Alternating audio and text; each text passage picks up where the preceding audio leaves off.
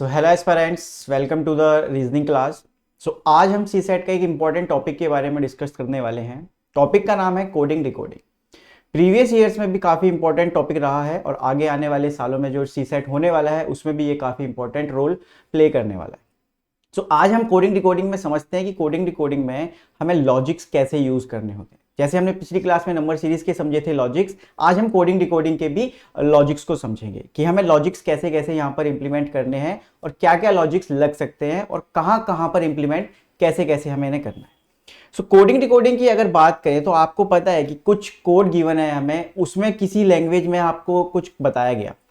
तो coding decoding में ऐसे रहेगा कि जैसे लेट सपोज हम यहां पर एक बार मान लेते हैं कि आपने कहा कि ए को मैं बी लिखता हूं और बी को मैं सी लिख देता हूं और सी को मैं डी लिखता हूं। तो इसका मतलब मुझे साफ साफ पता चल रहा है कि यहां से +1 करके मैं चीजें लिख रहा हूं, राइट। यहां से भी अगर मैं देखूं तो मैं +1 करके लिख रहा हूं और यहां से भी अगर मैं चेक करूं तो मैं +1 करके जा। तो इसी लैंग्वेज को फॉलो करते हुए हमें पूछा जाएगा कि हमें कोई वर्ड दे दिया, उसको कैसे कोड करेंगे। तो इन चीजों के लिए आपको जो चीजें याद रखनी है या फिर जो अप्रोच रहनी चाहिए वो क्या होनी चाहिए। सबसे पहले आपका जो काम होना चाहिए, आपको प्लेस वैल्यूज याद होनी चाहिए। आपको हर लेटर की प्लेस वैल्यू याद होनी चाहिए। हर प्लेस वैल्यू के बाद आपको याद होना चाहिए क्या, ऑपोजिट्स। तो एक दूसरे के जो ऑपोजिट्स हैं वो कैसे याद। अगर आप प्लेस वैल्यू की बात करो, प्लेस वैल्यू को आप कैसे इजीली याद रख सकते हो, तो आप इजोटी से याद रख सकते हो। सिंपल इजोटी से कि इसकी वैल्यू 5, 10, 15, 20 एंड देन 25। अगर आप इसके थ्रू जाओगे, जैसे लेट सपोज मैंने कहा जी की क्या प्लेस वैल्यू होगी, तो आप कहोगे जी की प्लेस वैल्यू निकालनी है। तो आपको पता है ई की 5 है, ये मुझे याद हो गया। ई के बाद एफ एंड देन जी, तो इसका मतलब है कि 5 के बाद 6 एंड देन 7, तो जी की जो प्लेस वैल्यू होगी वो 7 हो जाएगी। आपको प्लेस वैल्यू याद होनी चाहिए। जैसे लेट सपोज एल बोलते हैं तो एल की प्लेस वैल्यू 12 होती है, राइट। अब यहां से आप जाओगे इजोटी से तो आपको यहां पे दिख रहा है कि जे की जो प्लेस वैल्यू है वो 10 है, राइट। अब 10 के बाद 11 के 12 एल, तो एल की वैल्यू 12 आपने इस तरीके से निकाली। प्रैक्टिकली आप ऐसे निकाल सकते हो और डायरेक्टली याद करना भी चाहें तो हम वो भी याद कर सकते हैं, ठीक है। अगर किसी को याद ना हो तो आप ये चीज यूज करके आप प्लेस वैल्यूज तक पहुंच सकते हैं। अब दूसरा जो हमारा इंपॉर्टेंट पॉइंट है वो है ऑपोजिट्स याद होना। ऑपोजिट्स कैसे याद होते हैं इसको समझना। ऑपोजिट्स की अगर हम बात करें यहां पर, तो ऑपोजिट्स का एक सिंपल सा रूल है कि दोनों की जो प्लेस वैल्यू का सम होगा, प्लेस वैल्यू का जो सम होगा वो हमेशा 27 होगा। वो हमेशा 27 होगा। जैसे ए का ऑपोजिट हमारा जेड होता है, राइट। ए की प्लेस वैल्यू 1 एंड जेड की प्लेस वैल्यू 26। अगर आप इन दोनों का सम करते हो तो आपको 27 मिलता है। अगर आप ऐसे ही एक और एग्जांपल लो कि b एंड देन उसका ऑपोजिट जो होता है वो y होता है, तो प्लेस वैल्यू 2 और y की प्लेस वैल्यू 25 होती है। तो इन दोनों का अगर आप सम करते हो तो आपको फिर से कितना मिलता है, 27। तो ऑपोजिट्स की जो प्लेस वैल्यू होती है उनका सम हमेशा 27 रहता है। इस चीज का हमेशा ध्यान रखना। अब अगर आपसे मैं पूछूं यहां पर कि l का ऑपोजिट क्या होगा, l का ऑपोजिट क्या होगा, तो आप कहोगे कि l की जो प्लेस वैल्यू है वो 12 है। अगर मुझे इसका ऑपोजिट चाहिए तो मुझे 27 करना है, तो इसका मतलब जो ऑपोजिट वाला होगा उसकी प्लेस वैल्यू 15 होगी, राइट। अब जो 15 प्लेस वैल्यू है वो किसकी होती है, ओ की होती है। तो इसका मतलब एल और ओ एक दूसरे के क्या है, ऑपोजिट है। तो ऑपोजिट्स और प्लेस वैल्यू आप कैसे निकाल सकते हैं अब आप समझ चुके होंगे।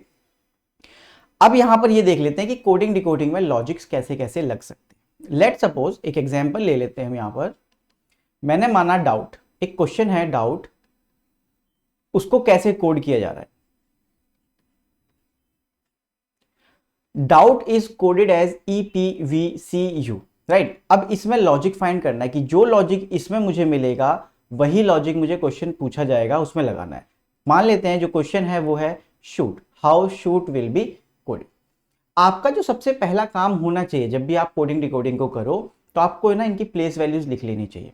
जैसे 4, 15, 21, 2 और ये 20, राइट। इसकी प्लेस वैल्यू 5, 16, 22, 3 और ये 21।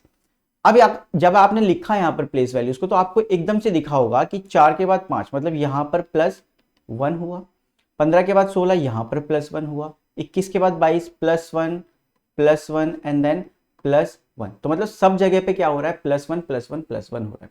तो इसका मतलब सेम लॉजिक मुझे अपने अगले वर्ड पर लगाना है। तो इस पे अगर मैं +1 करता हूँ, PQR, S के बाद हमारा T आता है, H के बाद I, O के बाद P, अगेन P, T के बाद U। तो मेरा जो आंसर होगा वो हो जाएगा TIPPU, राइट। अब मैंने इसमें क्या किया, प्लस किया, लेकिन हमेशा +1 हो ऐसा नहीं हो सकता। देखो +1 भी हो सकता है, +2 भी हो सकता है, +3 +4 +5, और जो एग्जामिनर चाहे वो प्लस कर सकता है। सेम वो प्लस की जगह वो माइनस भी कर सकता है। तो हम प्लस प्लस प्लस नहीं कर सकते, वो माइनस भी कर सकता है, वहां पर सब्ट्रैक्ट भी कर सकता है वैल्यूज को। मतलब हम आगे लिख रहे हैं, हो सकता है वो पीछे की साइड भी लिख सकता है। और क्या कर सकता है एग्जामिनर, एक बात और समझिए। जैसे लेट सपोज मैंने लिख दिया ABCDE, राइट, ये मैंने कर दिया। एग्जामिनर ऐसे भी कर सकता है। एग्जामिनर का अगर दिल है तो एग्जामिनर और क्या क्या कर सकता है, मैं आपको वो समझा देता हूं। ऑड लेटर्स हैं, जैसे 5 लेटर्स हैं, तो इसका मतलब है ऑड नंबर ऑफ लेटर्स हैं। तो इसके अंदर क्या हो सकता है आपका, देखो ये हो सकता है कि शुरू के 2 को क्रॉस में कर दे, लास्ट के 2 को क्रॉस में कर दे, और मिड वाले को एज इट इज कर दे। ये हो सकता है। या फिर और क्या हो सकता है, अगर वो करना चाहे तो ये वाले का लॉजिक बिल्कुल लास्ट में लिख दे, इसका सेकंड लास्ट, इसका ऐसे ही आ जाए, इसका यहां और ई का लास्ट। मतलब क्रॉस में वो डायगोनली अपोजिट्स में भी कर सकता है। अब इन चीजों का वो ऑपोजिट भी लिख सकता है, जैसे हमने प्लस किया माइनस किया, राइट। अब यहां पर वो ऑपोजिट्स भी लिख सकता है, जैसे ए का ऑपोजिट डायरेक्टली लास्ट में लिख दे Z, बी का Y, सी का X, डी का W एंड ई का V। तो वो इस तरीके से भी यहां पर अप्रोच कर सकता है कि ऑपोजिट्स लिख दे। तो जितनी भी चीजें वो प्लस या माइनस कर सकता है, वो उन चीजों को ऑपोजिट्स में भी लिख सकता है, राइट। चलिए, तो अब डायरेक्टली क्वेश्चंस की तरफ चलते हैं और पहला क्वेश्चन देखते हैं यहां पर क्या है हमारे। तो पहला क्वेश्चन है, devil is coded as ABSFI। तो हम डायरेक्टली क्या करेंगे, हम प्लेस वैल्यूज को लिखेंगे। डेविल की अगर हम प्लेस वैल्यू को लिखें तो 4, 5, V की वैल्यू 22, I की वैल्यू 9 एंड L की 12, राइट। अब मैं ABSFI की वैल्यूज को लिखता हूं, क्योंकि इसको इस तरीके से कोड किया। तो A की वैल्यू 1, B की वैल्यू 2, राइट, S की वैल्यू 19 होती है, एंड F6, I इज 9। तो आपको यहां पे ना लॉजिक दिख गया होगा अब तक कि यहां से यहां गए -3, यहां से यहां गए -3, यहां से यहां -3 एंड अगेन -3। तो लॉजिक क्या चल रहा है कि हर टर्म में मैं -3 कर रहा हूं। तो अब मैं अदर के बारे में अगर जाता हूं तो मैं हर लेटर में से क्या करूंगा, -3 करूंगा। सो अदर की अगर हम प्लेस वैल्यूज की बात करें तो 15, 20, 8, 5 एंड 18, राइट। अब -3 करना है, तो 12, 17, 5, 2 एंड देन 15। ये पता है मुझे 12 पे क्या आता है, L, तो L हो गया। 17 Q, 5 E, 2 B, 15 O। तो LQEBO is the answer, right.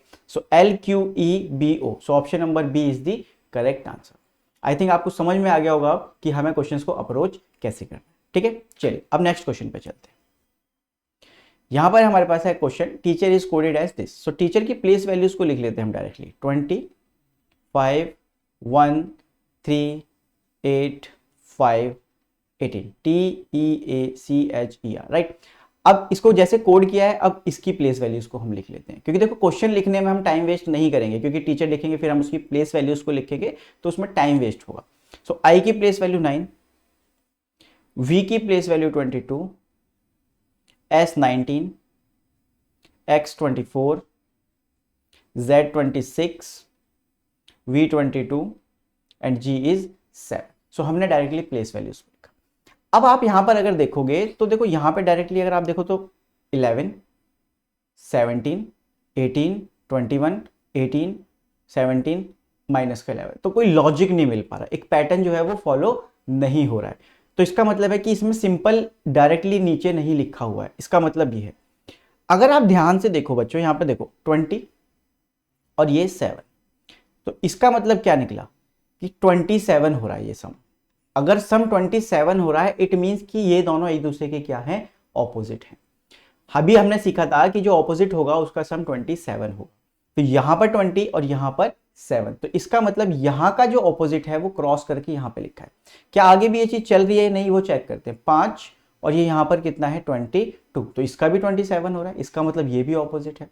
1 and then 26, 27 opposite है, 3 24 ऑपोजिट है, 8 एंड 19 27 ऑपोजिट है, 5 एंड 22 ऑपोजिट, 18 एंड 9 ऑपोजिट। तो इसका मतलब डायगोनली ऑपोजिट चल रहा है यहाँ पर, ये लॉजिक हमें यहाँ पर मिलता है। तो अगर हम क्राउड का निकालते हैं, अगर हम क्राउड का निकालते हैं तो इसका ऑपोजिट डायरेक्टली यहाँ पर, तो C का ऑपोजिट X एंड D का ऑपोजिट W, राइट। R का ऑपोजिट I, O का ऑपोजिट L एंड W का ऑपोजिट D, तो WDLIX, so WDLIX option number C is the correct answer. Clear? चलिए नेक्स्ट क्वेश्चन देखते हैं। अब ये वाले क्वेश्चंस में हमें क्या करना होता है, इसको समझना। इसमें लिखा है water is coded as this, water is coded as 1 2 3 4 6। जब भी ये चीज आएगी तो इसमें डायरेक्टली आंसर होता है कि W को हम 1 मान रहे हैं, A को हम 2 मान रहे हैं, T को 3, E को 4 एंड R को हम 6 मान रहे हैं। तो इसमें हमें डायरेक्टली यही मान के चलना है। अगला हमें गिवन है स्टीम इज कोडेड एज 5 3 4 2 7। सो अगर आप यहां पर ध्यान से समझो तो देखो T यहां पर भी 3 है, T यहां पर भी 3 है, E यहां पर 4 है, E यहां पर भी 4 है। तो इसका मतलब है कि इन्होंने फिक्स कर दिया है कि इस लेटर के लिए यही कोड होने वाला है। तो अब हमसे पूछ रहा है कि वो मास्टर का कोड क्या होगा। सो मास्टर के लिए हम कोड क्या करेंगे, तो M के लिए कोड क्या है, हमें दिख रहा है यहां पर 7, राइट। तो यहां पर 7, A के लिए मुझे दिख रहा है 2, तो यहां पर 2, S के लिए मुझे यहां पर 5, T E R तीनों एक साथ हैं तो 3 4 6। तो आंसर हो जाएगा 7 2 5 3 4 6। तो 7 2 5, yes, option number A, option number A is the correct answer. Clear? चलिए नेक्स्ट क्वेश्चन देखते हैं। ज्योमेट्री, ज्योमेट्री की सीधी वैल्यूज लिख लेते हैं। ज्योमेट्री की अगर हम वैल्यूज लिखें तो 7 5 15 13 5 20 18 एंड देन 25। अब इसकी वैल्यूज लिख लेते हैं क्योंकि हमें यहीं से निकालना है। तो 22 20, P का 16, N का 14, G7, V22, S19 and then Z26। अब हमें इसमें लॉजिक ढूंढना है। अगर आप लॉजिक को देखो तो यहां से तो 15 प्लस हो रहा है, यहां पर भी 15 प्लस हो रहा है, यहां 1, बट यहां पर 2, यहां पर 2, 1 एंड 1। अब आप में से बहुत से लोग कहोगे आप सब कि यार पहले 15 फिर 15, 1 1 फिर 2 2 फिर 1 1। नहीं, ऐसा कोई लॉजिक नहीं हो सकता कि एक साथ 4 चीजें चल जाए। मैक्सिमम 2 चीजें एक साथ चल सकती है कि इन पे ये चीज अप्लाई हो रही है, इस पर ये चीज अप्लाई हो रही है, बस मैक्सिमम ये हो सकता है। हर पोर्शन के बाद अलग लॉजिक लगे ऐसा नहीं होता है, ठीक है। चलो अब ऐसे तो नहीं मिल रहा है डायरेक्टली, क्या क्रॉस में मिल रहा है? क्रॉस में नहीं मिल रहा। क्या अगर आप यहां से यहां देखो तो ये भी कोई मिल नहीं पा रहा है। यहां से 19 है, यहां से अगर 5 से 19 तक जाओगे तो 14 है, जो कि नहीं हो पा रहा है कोई भी लॉजिकल वे। अब यहां पर ध्यान से समझना कि और क्या क्या लॉजिक्स हमारे पास आ सकते हैं। अगर आप यहां पर देखो तो ये देखो क्रॉस में ये क्या है? ऑपोजिट्स हैं, राइट। ये क्या है? हमारे ऑपोजिट्स हैं कि 7 एंड 20 27, 5 एंड 22 27। सो पहले दो को क्या कर दिया उन्होंने? ऑपोजिट कर दिया, राइट। अगले दो में क्या किया? +1 +1, राइट। अगले दो में क्या किया? ऑपोजिट। अगर आप ध्यान से देखो यहां पर तो ये दोनों भी क्या है? एक दूसरे के ऑपोजिट हैं और यहां पर +1 का गेम चल रहा है, यहां पर ऑपोजिट था। तो पहले ऑपोजिट किया, फिर अगले दो में +1 किया, फिर ऑपोजिट किया और फिर आगे क्या कर दिया? +1 एंड देन +1। तो यहां पर भी +1 वाला। तो दो लॉजिक थे कि पहले दो लेटर्स में हम क्या करेंगे? ऑपोजिट करेंगे क्रॉस में, देन +1 करेंगे, देन अगेन लॉजिकली हम दोनों को क्या करेंगे? ऑपोजिट करेंगे। अब हमें ये लॉजिक तो समझ में आ गया कि लॉजिक क्या है कि पहले ऑपोजिट, पहले दो, फिर +1। अब एक चीज का ध्यान रखना कि जो कभी भी जब भी आप लॉजिक्स को लगाओगे तो आप लेफ्ट टू राइट लगाओगे। भले ही लेटर्स कम हो चाहे ज्यादा हो, आप लेफ्ट टू राइट ही लगाओगे लॉजिक्स को। जैसे यहां पर मोशन है, MOTION, मोशन। अब इसके लेटर्स में और इसके लेटर्स में फर्क है, राइट। ऊपर वाले में ज्यादा लेटर्स हैं, नीचे वाले में कम है, बट जो लॉजिक है हमारा वो लेफ्ट टू राइट चलेगा। तो हमारे पास क्या था कि पहले दो में हम क्रॉस में क्या करेंगे? ऑपोजिट्स लिखेंगे। तो O का ऑपोजिट L और M का ऑपोजिट N, राइट। नेक्स्ट वाले में क्या था मेरे पास? +1 +1। तो T के बाद U, I के बाद क्या आएगा? J, right. So I J, ये भी हो गया। अगले दो में क्या था? हमारा ऑपोजिट था, तो N का ऑपोजिट M होगा और O का ऑपोजिट L होगा। तो मेरा आंसर आएगा LNUJML। तो चेक कर लेते हैं, LNUJML, yes, so option number A is the correct answer. ठीक है, चलिए नेक्स्ट क्वेश्चन देखते हैं। अब यहां पर जो लेटर्स हैं देखो, अब यहां पे क्या हुआ कि ये कम है ये ज्यादा है, राइट। अभी ज्यादा थे पहले, अब क्या हो गया, रिवर्स हो गया। तो इसको चेक करते हैं। 20, 8, 5, 18, 13, 1 एंड देन 12। हमने सबसे पहले काम करना है कि उनकी हम प्लेस वैल्यूज लिखेंगे। आगे चलते हैं। के के लिए 11, जेड के लिए 26, एल के लिए 12, एस के लिए 19, डी के लिए 4, राइट, जी के लिए 7 एंड एस के लिए हमारा फिर से 19, राइट।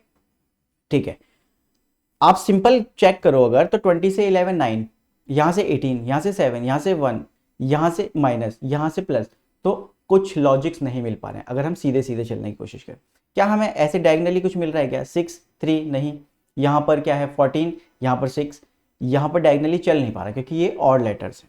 ठीक है, तो अब क्या करेंगे? तो ऐसे क्वेश्चंस में आपको क्या करना है कि आपको शुरू का भी देखना है और आखिरी का भी देखना है। ठीक है, कि हमने सिंपल देख लिया, अब हम एक बार डायगनली भी देखते हैं। यहां पर 20 है, यहां पर 19 है, 8, 7, 5, 4, 18, 19 है, 18 के बाद 19 हो रहा है, बट 13, 12, 1, 26, 12 के बाद 11, तो बाकी सब जगह पे तो -1 है, बस ये R से S हुआ है, यहां पर +1 हुआ है। तो यहां पर क्या लॉजिक है कि यहां पर देखो 3 और यहां पर ये 3, तो ये वाली जो है वो है एक मिड वैल्यू, इस वर्ड की है मिड वैल्यू। तो मिड वैल्यू में क्या किया है, +1 किया है, बाकी डायगनली -1 चल रहा है कि यहां से यहां की तरफ -1, यहां से यहां -1, यहां से यहां -1, तो बाकी सब जगह पे -1 किया है, बट जो मिड वैल्यू है उसमें हमने +1 कर दिया। तो आइए अब क्वेश्चन पे देखते हैं कि हमारे पास क्वेश्चन क्या है। हमारे पास ज्योग्राफी है। अब हमें इसका मिड टर्म निकालना है, तो 3, 3, 4, 4, तो मिड टर्म क्या है R, तो R में हम क्या कर देंगे +1, तो यहां पर तो S हो जाएगा, ये 100% श्योर हो चुकी है बात। G की वैल्यू 7 है, 6 वाला यहां पर F आ जाएगा, राइट। E की वैल्यू 5 है, 4 वाला D आ जाएगा।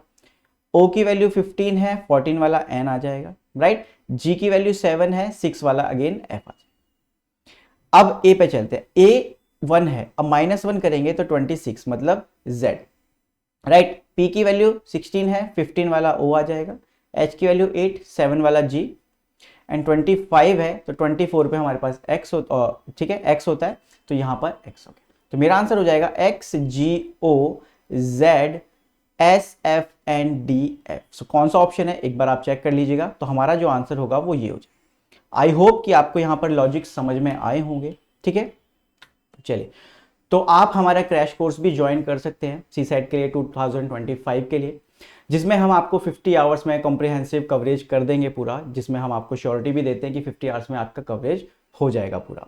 ठीक है, लाइव लेक्चर्स होंगे आपके फैकल्टीज़ के साथ एंड डेली प्रैक्टिस शीट्स भी मिलती रहेंगी आपको, और आपके जो डाउट्स होंगे वो भी रिजॉल्व किए जाएंगे, तो उनका भी आपको सॉल्यूशन प्रॉपरली मिल जाएगा। और आप हमारा ये कोड भी यूज कर सकते हैं, आप कोड अपना स्क्रीन पर देख पा रहे होंगे, avail 15% of, use code PRE2025। ठीक है, तो मिलते हैं बच्चों अगली क्लास में, तब तक अपना ध्यान रखें एंड प्रिपेयर करते रहें, और जितना जल्दी हो सके इस कोर्स को आप अवेल कर लें। Thank you.